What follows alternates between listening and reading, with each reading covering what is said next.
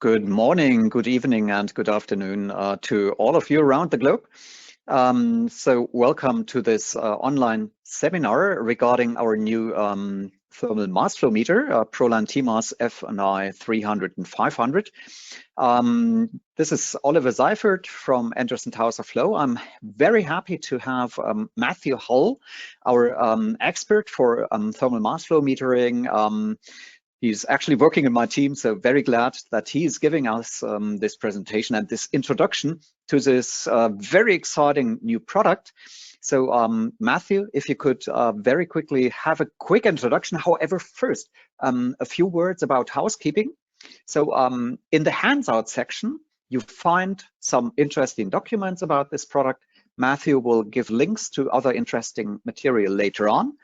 And you can also ask questions at any time. So just go to the chat and enter your questions there. It's either myself that I will strive to give a reply to your questions, or I might also hand some questions over to Matthew. And with that, I hand over to you, Matthew. If you could give us a quick introduction about yourself, please. Good, thank you, Oliver, and welcome everyone to this seminar. It's a pleasure to have you here today, and allow me to introduce this new thermal mass device, TMAS 300-500. My name is Matthew Hull. I'm product manager for thermal mass flow in Switzerland, in Rheinach, and I've been working with Oliver now for a number of years. I've been with Endress+Hauser for going on 20 years now. And with Oliver, I've been working together for around 10 years now in his team responsible for vortex and thermal mass meters. And my focus is on thermal mass. So we are very involved with utility gases and utility type applications. And today that's a lot about what we're going to talk about in this seminar. So without further ado, I'd like to get into this new product. So a brief overview of the agenda. I will briefly go into the measuring principle for those who may be new to the thermal mass. And then we will briefly discuss what is ISO 50001. We mentioned that in the invitation that we sent out to this. And how does that connect with these two groups of gases that I'm concentrating on today, that's compressed air and natural gas. And then at the end, what I'd like to end up with is give you another overview of other gases that we could measure with TMAS as well. And then a short summary and questions and answers in case there are questions to be asked. So getting into the measuring principle, briefly, we have with TMAS two types of measuring instruments. One is an inline device. This would be for direct installation in a pipe for sizes from DN15 or a half an inch up to DN100 or 4 inches. And we also have then a so-called insertion version that can be, it's a sensor tube that can be installed within a pipe or even ducts, so larger size pipes usually. And there we're looking at a range from DN 80 or 3 inches up to DN 1500, which would be equivalent to 60 inches. So that would be the standard sizes that we service. We also can service larger sizes with special products. So getting into the measuring principle, we have in these two types of instruments, a sensor. It consists usually of two prongs. And here you see on the left, one of these is the so-called reference, which measures the fluid temperature. And the other one is, we refer to as the heater. Both of these prongs have in them PT100s. Now these PT100s can be a wound PT100. It might also be a thin film. And the heater can do both. It can either heat or measure temperature. And we use, in this case, a so-called constant temperature differential. So what we do is we maintain a constant temperature in the heater compared to the measured reference temperature in the fluid. And we maintain that temperature constantly. What happens is when you have a flow, you will find that the heater will cool as a result of that flow. So heat will be stripped away from the heating sensor. And the power that we put back into the heater to maintain that constant temperature differential is then proportional to the flow rate. So here, this is based upon a heat transfer, and this heat transfer is also dependent upon a number of things. One of the most important things is the type of gas that's involved. And here today, we're talking purely about gases, gas measurement. You could also use a thermal mass device for liquids, but its primary focus and where it also is much better applied is for gas measurement. So it's very dependent upon the gas or the gas mixture and the composition of that. So it's good to know what the gas is, what the gas mixture is, in order to get a good measurement. Also, it's dependent upon the process conditions. So the temperature needs to be known. That's not a problem. We can measure the temperature directly, but also the pressure of the gas needs to be known. And that can either be entered into the device with a static pressure, or it could be inputted into the device using a dynamic pressure compensation from a pressure measuring device. And those are important as well for then determining the flow in the end. Also very important for this type of measuring principle is that you have a well-developed profile, flow profile. The reason is that we are essentially measuring at one point in the tube, and that would be at the point where the heat transfer is occurring at the PT100. And what we do afterwards is we infer the measurement. So we do essentially an integration over the cross-section of the pipe and assume that the flow that we measure there is consistent over the whole pipe area. And that that requires, of course, that we have a well-developed profile. And that's why for this particular measurement, it's very important to have sufficient inlet and outlet runs to ensure that the profile is well developed. Just to let you know, there is more information on the measuring principle that can be found in films and videos that we have about the thermal mass. These can be found in YouTube for one thing. They can also be located on the Endress+Hauser.com website. So I mentioned ISO 50001. Some of you may be familiar with this already, and you may even work for a company that has a ISO 50001 certified system. And what this is very similar to the ISO 9001, and many companies today are certified to ISO 9001. And this is essentially a quality management system, and it is designed to ensure that the quality in a company is maintained, but it's also based upon a so-called continual improvement process, and that requires this so-called plan, do, check, and act. So in the beginning, there's always a certain amount of planning that is involved in the process. There's an implementation of this. There's a checking to see whether this implementation has been effective. There's a review, and based upon the review, there may be needs to enact new changes. And this is continual. It's a continual improvement process. And the ISO 50001 is also based upon the same type of process. However, we're not talking here about quality management, but energy management.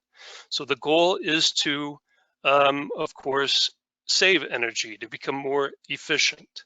And in this case, it's very important that we first of all have an idea of where the energy flows are in the company. I need to know where are my energy sources. I need to know where energy is going to and who are the consumers of the energy.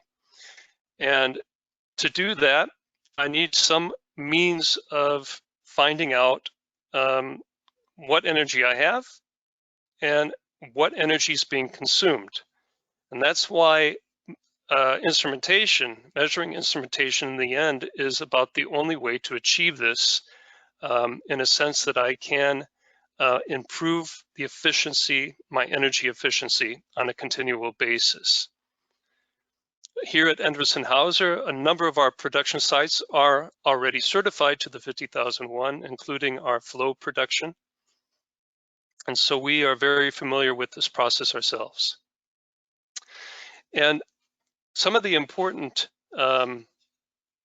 energy sources and also energy users in a company are based upon compressed air, for example.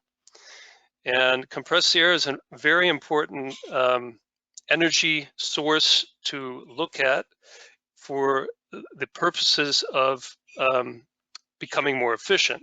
The reason is that compressed air is a very expensive energy source. And generally, you could say on an average that you need, you would have to pay, let's say, about 10 times as much for compressed air in comparison with electricity. So it's much more expensive to produce, and it has usually, let's say, somewhere between a 10 to 15% efficiency. Also, another thing to take a look at with the use of compressed air is the fact that there can be a lot of leakage that occurs.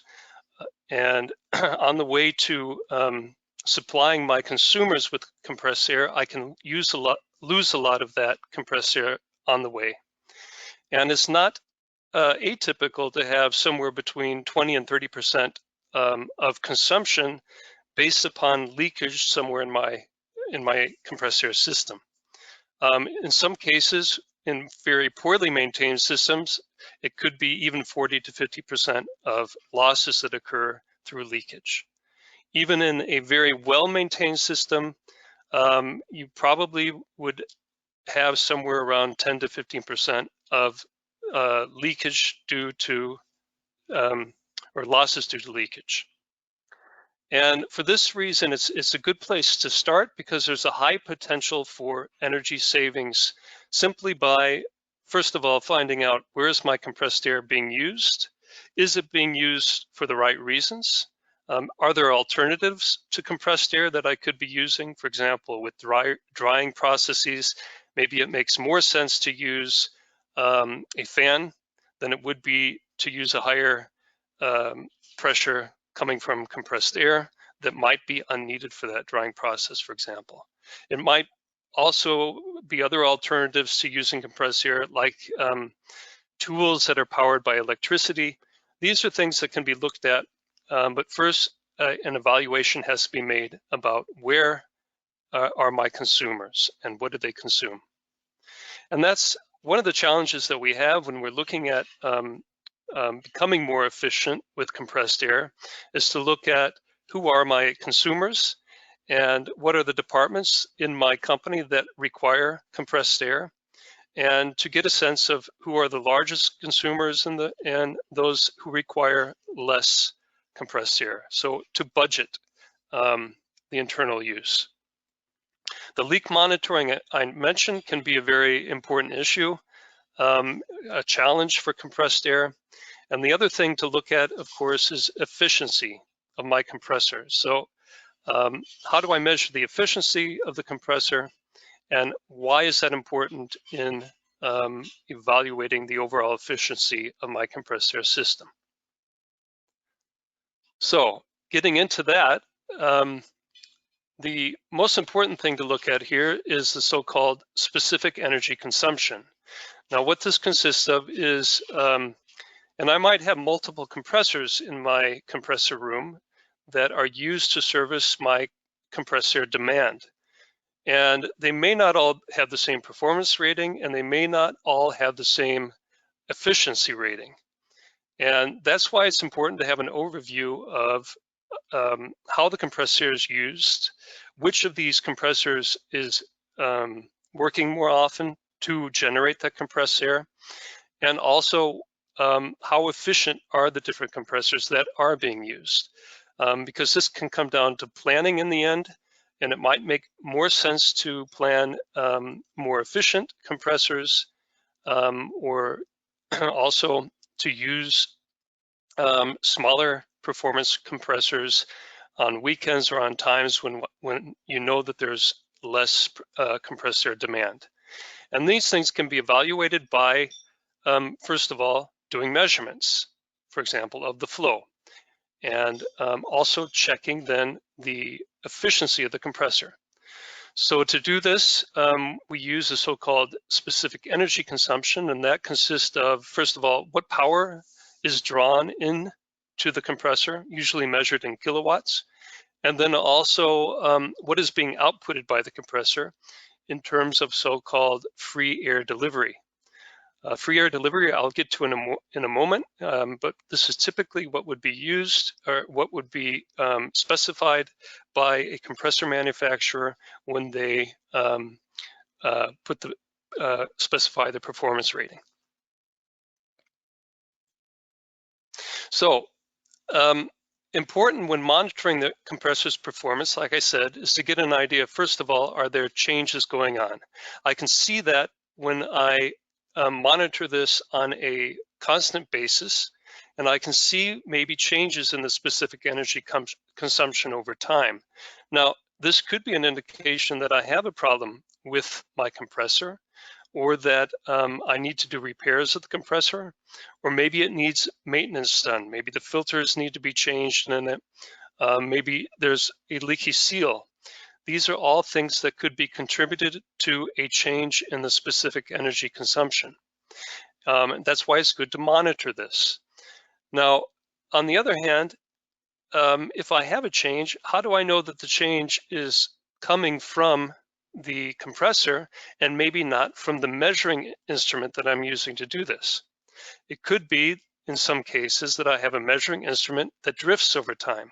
That could happen, for example, with an orifice plate that may, over time, have a change of its edge due to abrasion.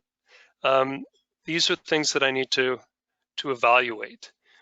This could also happen with thermal mass technology, and thermal mass technology can be prone to drifting over time. And the reason is based upon the construction of the sensor itself. Usually, what a sensor consists of is a protection cap. In this case, we use a stainless steel protection cap. And the PT100 is inserted inside of that cap. And typically, with these types of sensors, they put some type of a filling cement inside of it, which is also thermally conductive to hold that into place. The problem is now that I have different materials with different expansion coefficients, and these can, over time, due to age, maybe due to temperature shocks, develop cracks or gaps, and these are what lead to physical changes in the sensor and also changes in the sensor characteristic. That leads to drift over time. That's why we've developed a new sensor that we've included in the TMS 300-500. It's a patented drift-free sensor, and it uses a new type of technology. It's a pressurized sintering method that we use. And by doing this, we develop on the inside, on the core of this sensor, a intermolecular bond between the sensor core and the actual cap itself.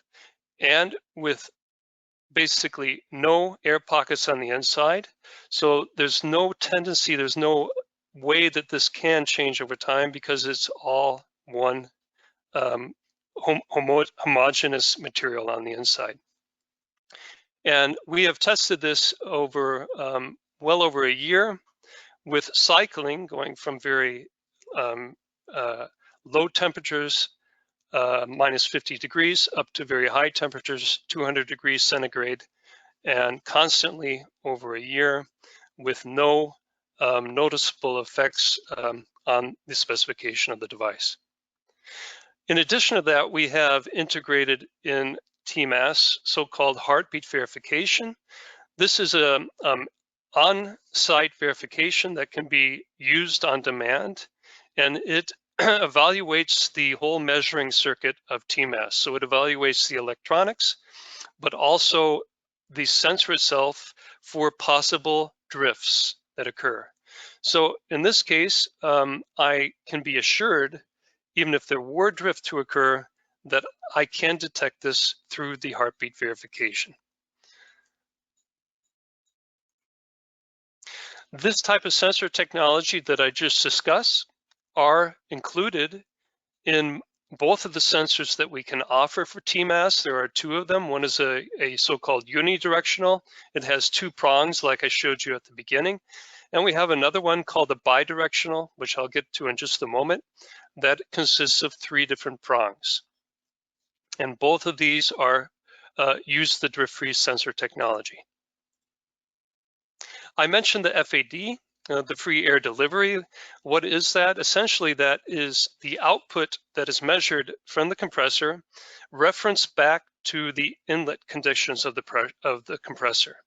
And typically, this is specified according to ISO 1217.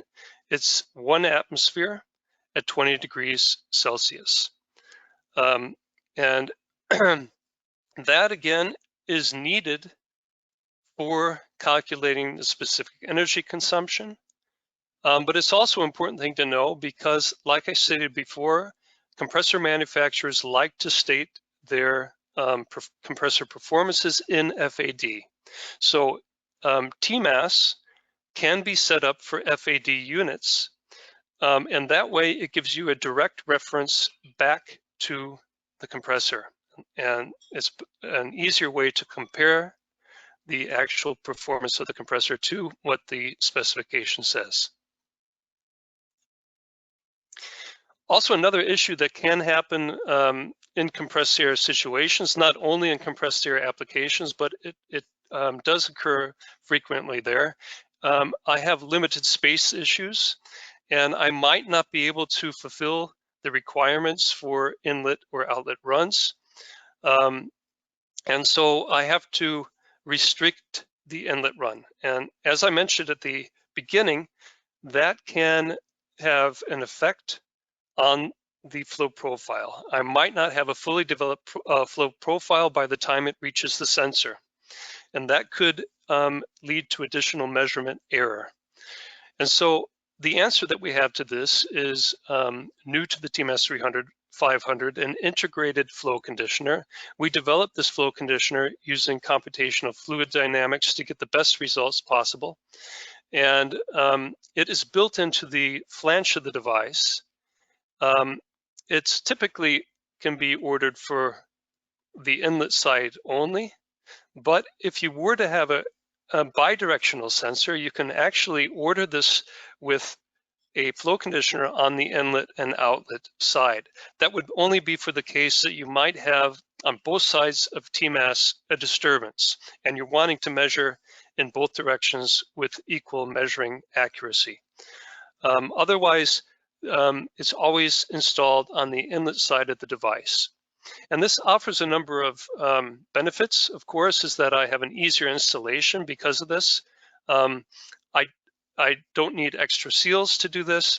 I don't need to worry about orienting the conditioner correctly in the pipe. And in the end, I have improved accuracy with my measurement, even with limited inlet runs. I can also reduce that to 0 inlet runs after a disturbance.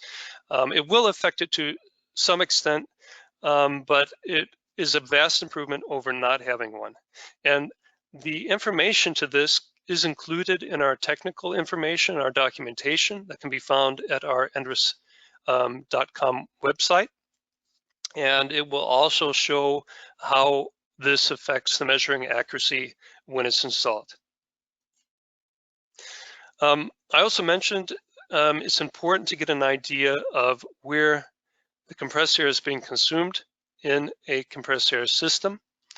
And for that reason, in a larger company where I might have multiple departments that require compressed air, I might want to do budgeting, cost accounting of how much compressed air is consumed by each department. And to do that, I need to do some type of evaluation of this. And that's where flow meters can come in very handy, especially TMAS is very well fit for this purpose. And then I can measure going into particular departments to get an idea of what is the overall consumption of that department, or I could even do it on individual consumers, which would require, of course, more measuring devices, but I have more transparency in terms of the overall consumption. And why is this important? Because it allows me in the end to get a baseline of my overall consumption. It's only when I have this baseline that I know what I'm consuming, can I start to get an idea of how to improve the overall consumption and maybe improve my overall efficiency. And then I have a starting point or a benchmark that I may want to try to improve upon. And I mentioned already the bidirectional measurement. I would like to show this sensor briefly and explain how it works. There are essentially three different prongs or sensors that are used in this. And typically with a thermal mass device, you would have two sensors. I showed that at the beginning, an ambient and a heater.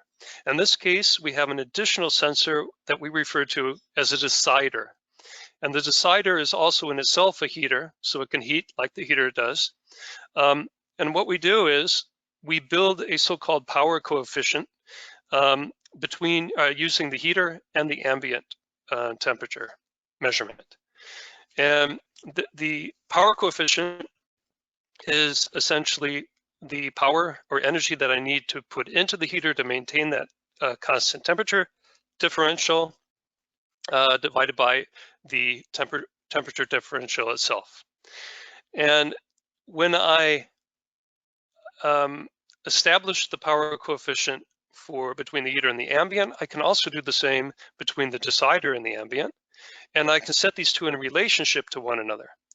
Now, you may have noticed in between here is another thing which we refer to as an obstacle. This obstacle is not a sensor. It has really no purpose except to serve as an obstacle. It is like a bluff body. You could think of it that way. And it is, in a way, it puts this sensor in its shadow. So, or vice versa. But if I have forwards flow coming, I'm going to have a different power coefficient that is established between these two than I will obviously with the reverse flow. And that's how we can, in the end, detect very clearly if there's directional change going on. And with this bidirectional measurement, we have the ability not only to detect flow directional change, but we can also measure in both directions, or we can totalize in both the forwards and reverse direction. Why is this important? Well, this helps to increase the overall transparency of consumption in a compressed air system.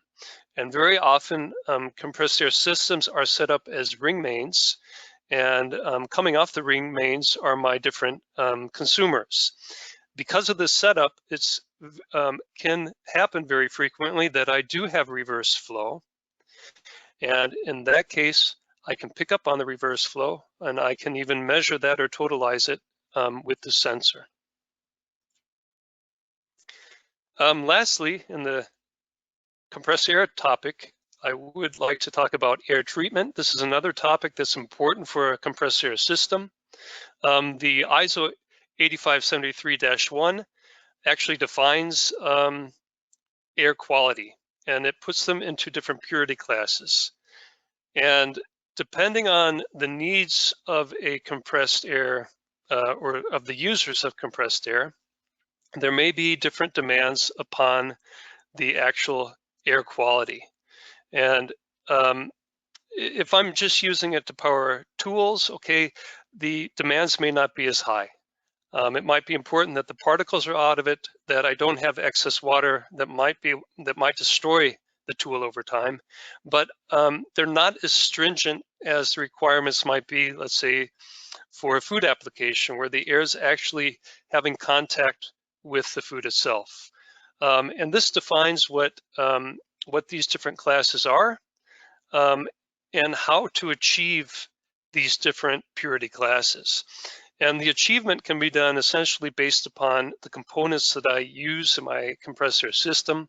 So it might need a certain amount of filters or different types of filters, like a fine or a rough filter to get out the particles. It might need also some type of drying system for the water.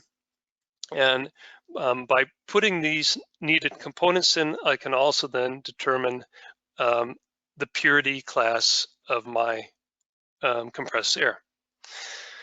Now, why is that important? Well, these things can have a tendency to, for example, if I have excess water that I did not get out of my compressed air, that then condensates later somewhere in the compressed air system, this could lead to corrosion of the piping over time. It might also lead to buildup within my pipes. That buildup is also negative because it will cause a pressure loss. And the pressure loss is something that I want to avoid in the compressed air system because it will require, obviously, more energy input. And in the end, I have, again, less efficiency. Other things could be abrasion that occur as a result of this that might be bad for tools in the system or for the piping itself. And another thing I included here, which isn't necessarily involved with the air treatment, but it does have a relationship to the system components that I use, and that's pulsation. And depending on the type of compressor I use, this can frequently occur with reciprocating type of compressors, especially at startup. There can be pulsation that does occur. And that pulsation can be, again, eliminated simply by having the right components in the system, like an air receiver in between where the actual usage is and the compressor. And this leads me into my topic related to TMAS, and that is that we have a so-called heartbeat monitoring. I mentioned the heartbeat verification at the start, but included in the heartbeat package is also a so-called monitoring. The monitoring does this. It can detect condensation that has occurred in the piping system. So droplets, for example. And this necessitates, of course, that I have condensation occurring on the sensors of my TMAS. The other thing that it can detect is pulsation that occurs. And these two phenomena look very similar and cause a very similar behavior on the signal of the TMAS. And essentially what we have done here is we've constructed an algorithm that looks for these types of signal disturbances and then can say, this is a process disturbance, and can issue then a warning or an alarm.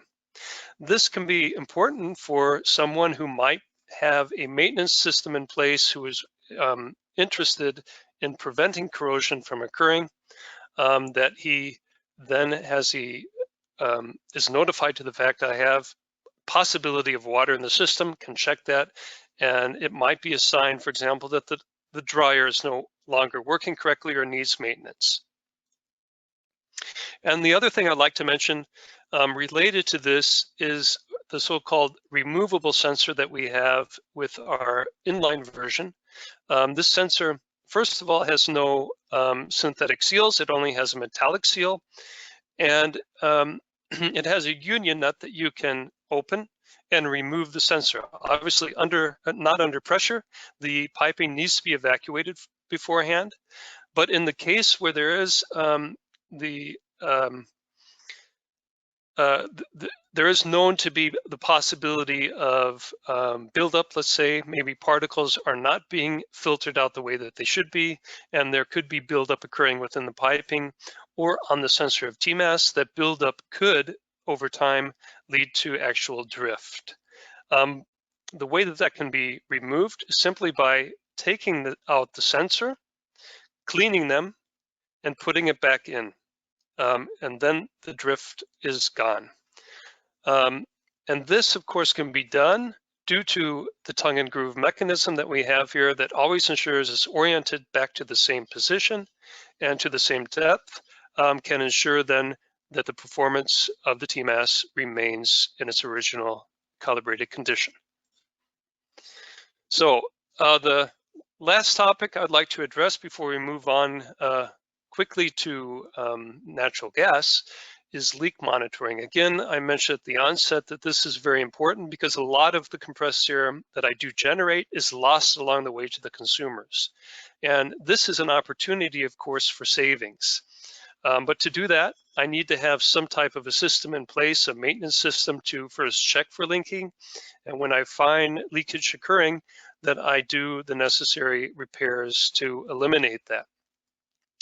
And here just gives you an overview of what leakage means in terms of costs for a company over time. Here in 1 year operating, if I had, for example, a hole with a diameter of 10 millimeters, which would be a fairly large hole, but I almost have a energy loss equivalent to 20,000 euros.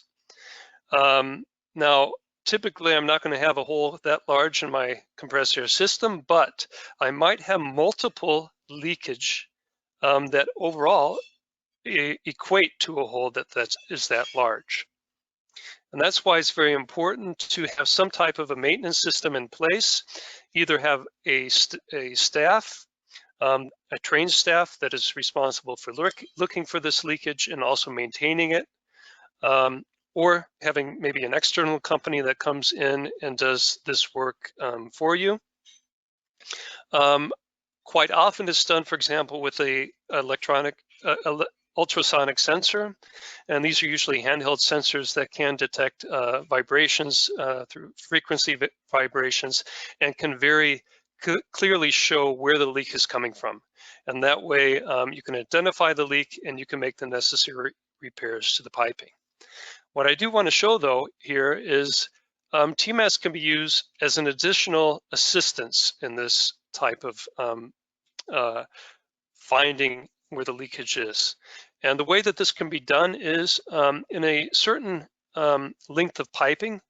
If I have the ability, and this is often the case, often valves will be put in place before users. In the case that I might need to if it's a consumer that I might put out of use for a while, I want to make sure that the air is not going to that consumer during those times. So I'll have a valve to close off that part of the system. So often this opportunity does arise that I can close off a certain section of piping with a valve on each side. And by doing so, if I close off those valves, then I would expect at that time within this length of piping, there should be no flow that occurs. Now, one of the benefits to the thermal mass principle is that it has a very high turndown. And in the case of very small flows, and this would happen in the case that I might have a leak somewhere within this section of piping that I closed off, where I would expect no flow to occur.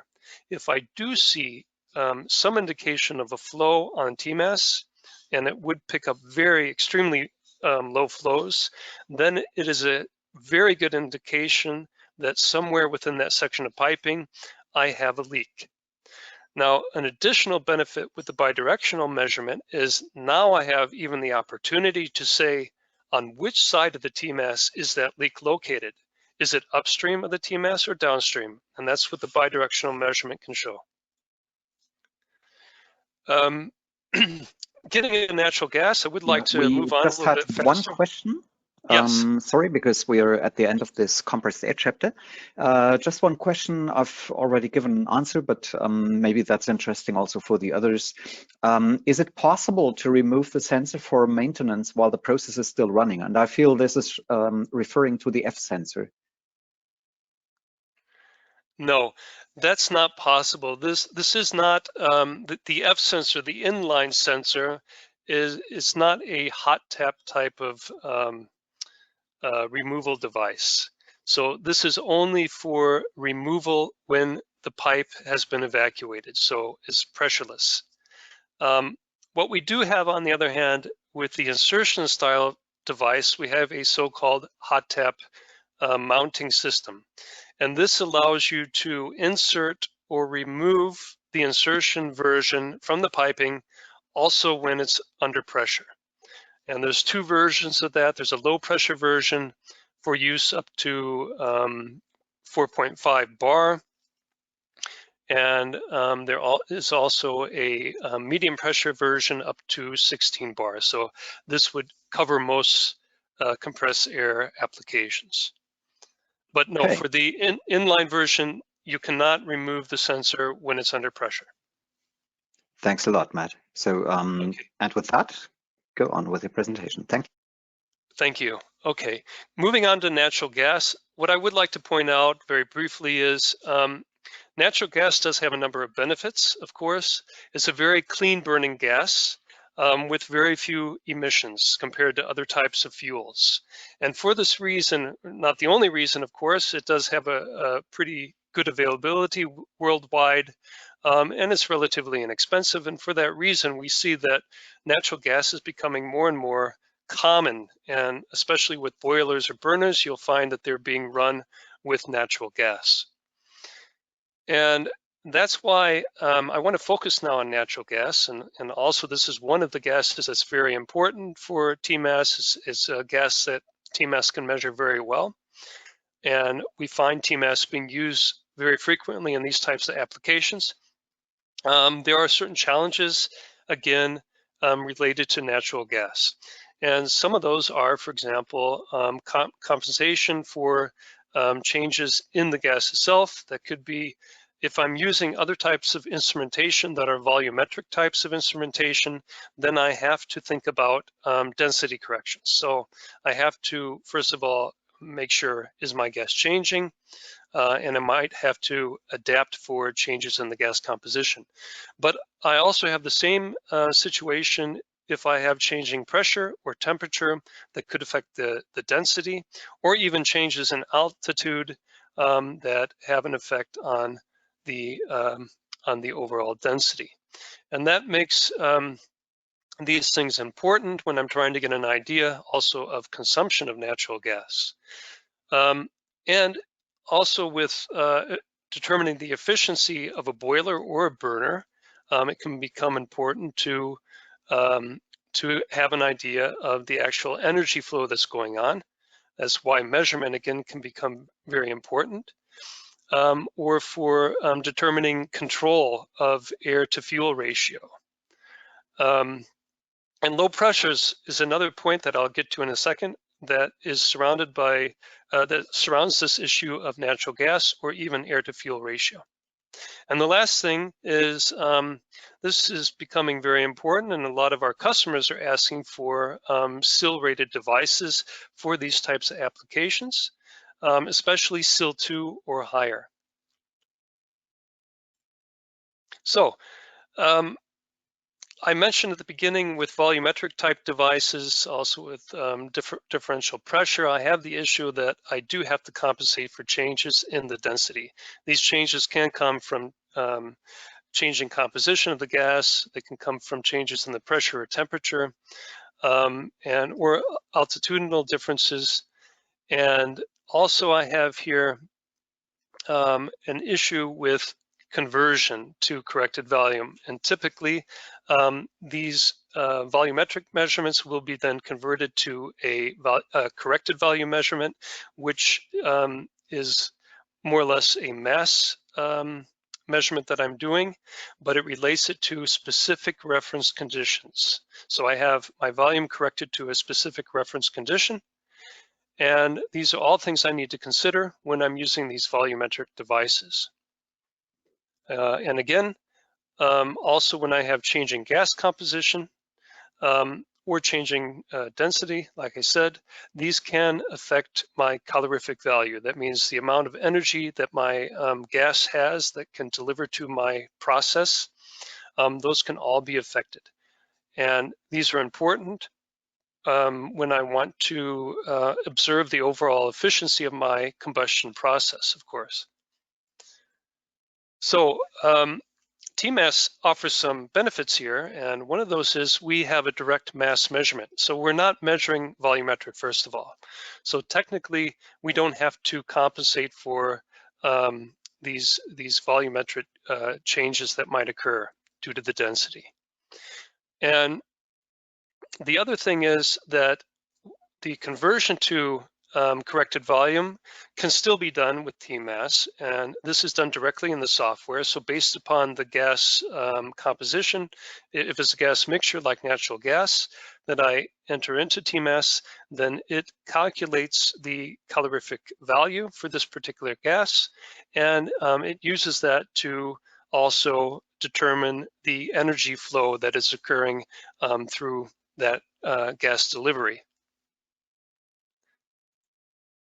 And I would like to stay here too, because this is also an issue for thermal mass.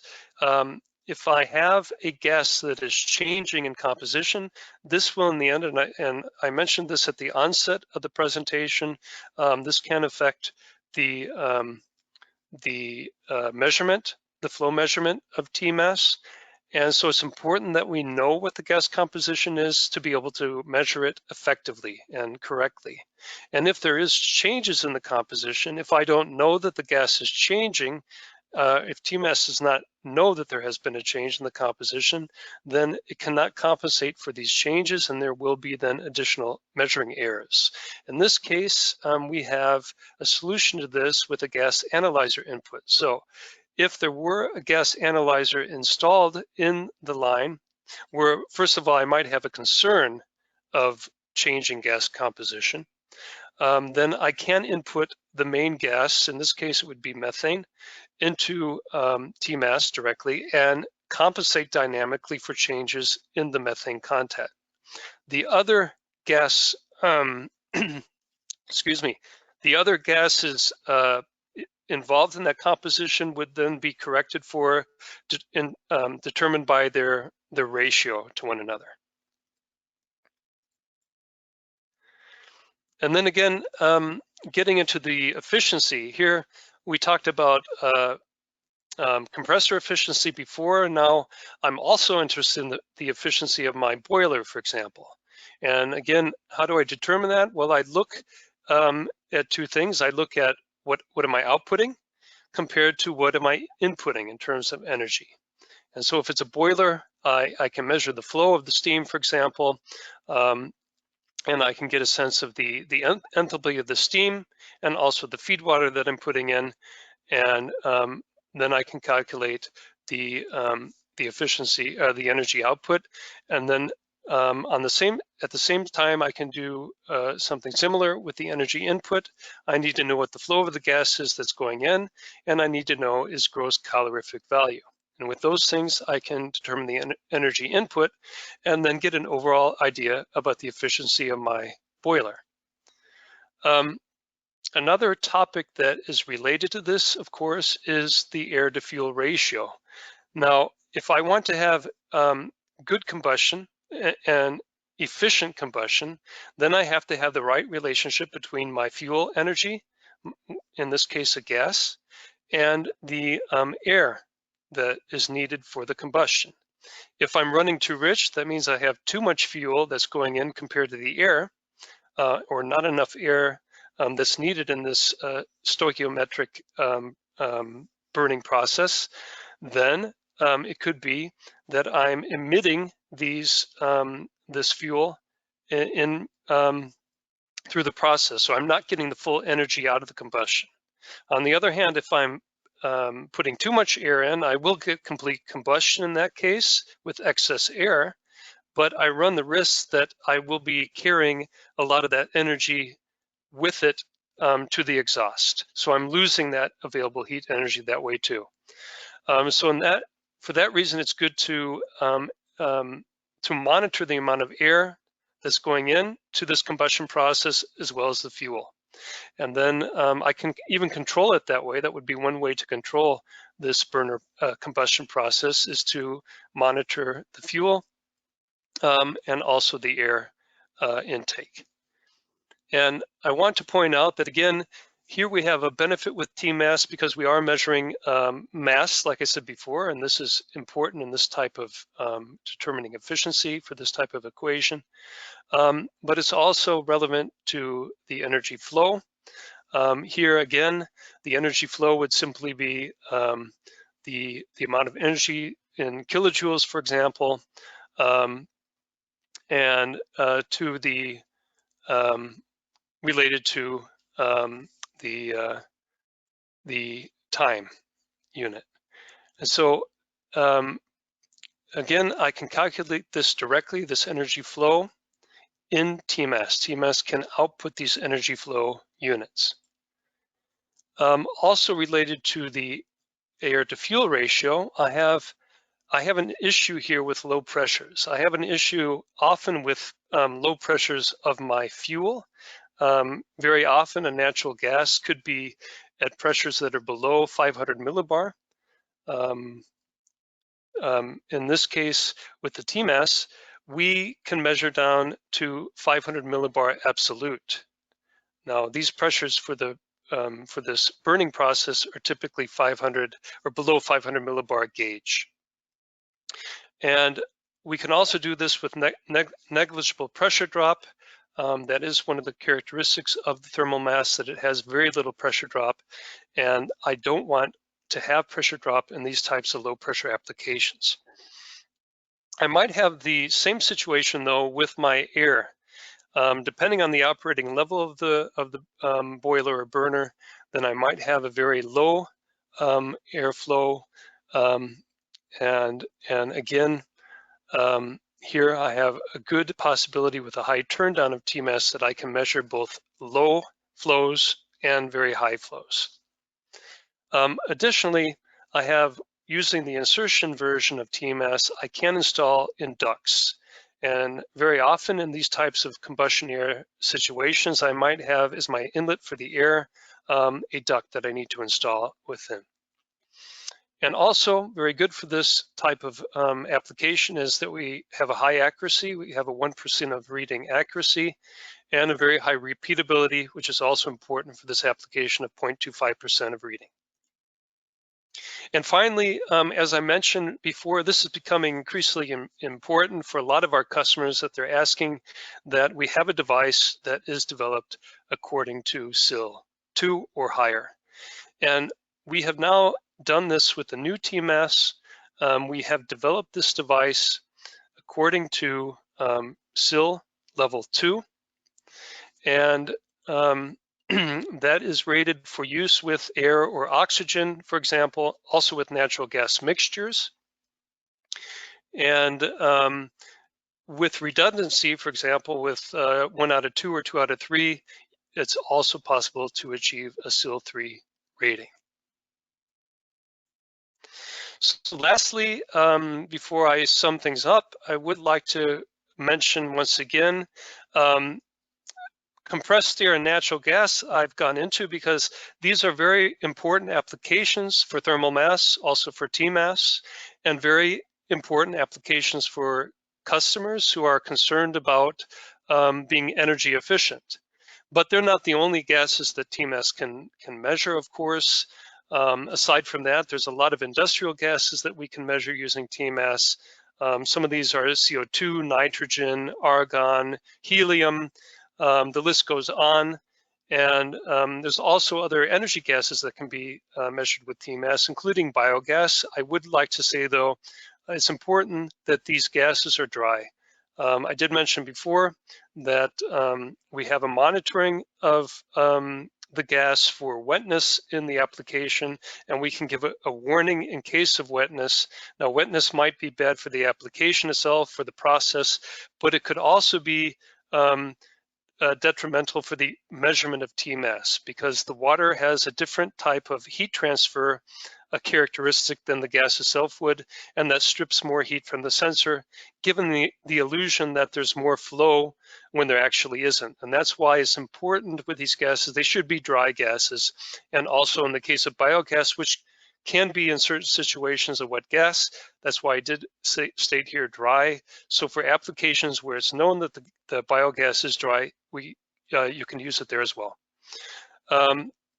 So these are many of the gases, and I would like to mention again, not only are they single gases, we can also do gas mixtures up to 8 components, and we have altogether 21 different gases available in the selection, including as an additional component, water vapor. So water vapor could be put into the device as a gas component up to 20%.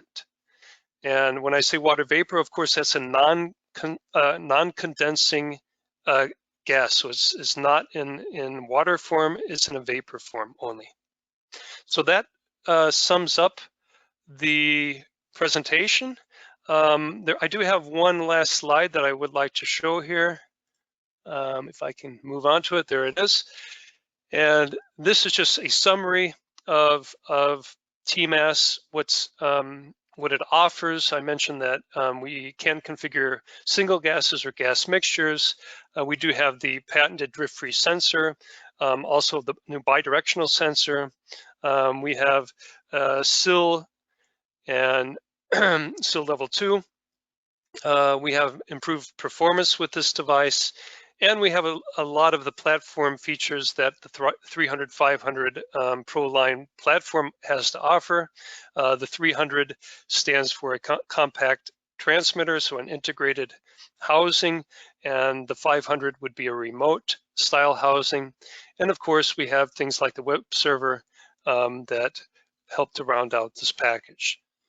And as a final note, I have included here, we have various things that we can offer, like a movie about the new TMS 300/500 and an ebook. The ebook is an electronic book that gives a complete overview of this product. And it also has links built into the measuring principle movie that I mentioned, as well as the new movie for TMS 300/500. So that was my presentation. I thank you very much for your attention. And if you have any questions, I'll be happy to take them now.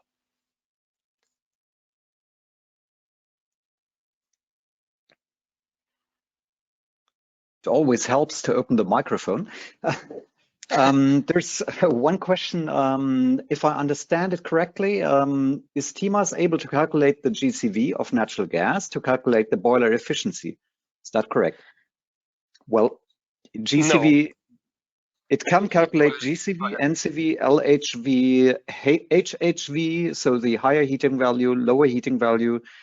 So of a known composition, the energy of a known composition of the gas, exactly. Right. You have to know what is in there. It can't analyze that itself, of course, but if the composition is known, then it is able to calculate the either the gross or the net calorific value, and use that in the calculation of the energy flow. But no, but the efficiency of the boiler, it doesn't calculate itself. This has to be done externally, but it does deliver the necessary component that would be the flow, the energy flow. Exactly, that's the denominator of the efficiency equation. And an additional question, does it calculate that based, does it do it on the GCV, but you actually need the NCV? Well, you can choose. So maybe you explain that if you want to output energy based on GCV or NCV, because regionally that's a difference. Then that could be a different, it could depend to exactly on the customer. There are different approaches to that, but you can choose either the net or gross calorific value, correct?